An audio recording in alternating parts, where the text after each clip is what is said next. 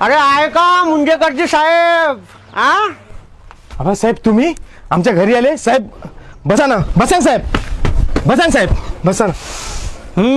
मग काय म्हणता मुंजेकर साहेब, कसं चाललं सगळं तुमचं? तुम्ही असल्यावर तसं बरोबरच आहे साहेब, सगळं चांगलं चालू आहे. समोर इलेक्शन आहे म्हटलं, लक्ष राहू द्या ना आपल्यावर. का आबा तुम्हीच आमचे मायबाप आहे साहेब, यावेळेस पण तुम्हीच निवडून येणार. बरं चला मग येतो. नाही साहेब, पहिल्यांदा तुम्ही आमच्या घरी आले आहे साहेब, असं कसं काही तर खाऊन तर जावं तुम्ही. नाही त्याची काही गरज नाही, निघतो आम्ही, आम्हाला यायचं आहे थोडं काम. साहेब खाऊन घ्या, गरीबाच्या घरी खाल्लं म्हणून आपण न्यूज टाकून देऊ, समोर निवडणूक आहे, आपल्याला बहुत कामात येईल. बरं आता तुम्ही एवढे म्हणत आहे तर घेऊन या.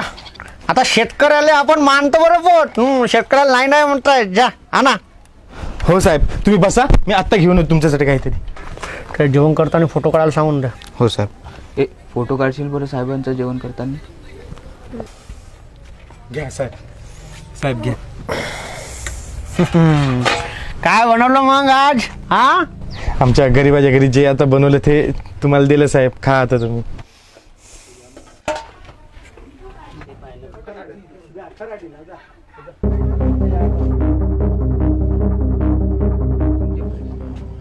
खाण्याची साहेब.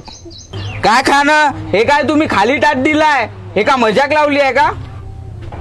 नाही साहेब, मजाक नाही. आम्हाला काही खायला नाही आहे ना, तर आम्ही अशी रिकामी टाटा पाहूनच पोट भरतो. आम्ही शेतकरी आहोत साहेब, आम्ही दुसऱ्या टाटामध्ये हमेशा अन्न टाकतो, पण आमचे टाटा असेच रिकामे राहते. तुम्ही आले, तुम्हाला पण हाच टाट दिला आम्ही.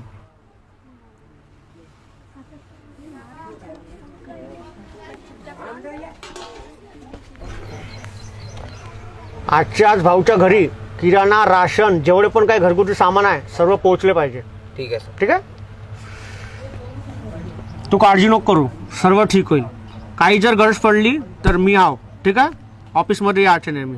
ठीक आहे, आणि बाबाला नमस्कार सांगशील माझा. ठीक आहे, येतो मी. मेले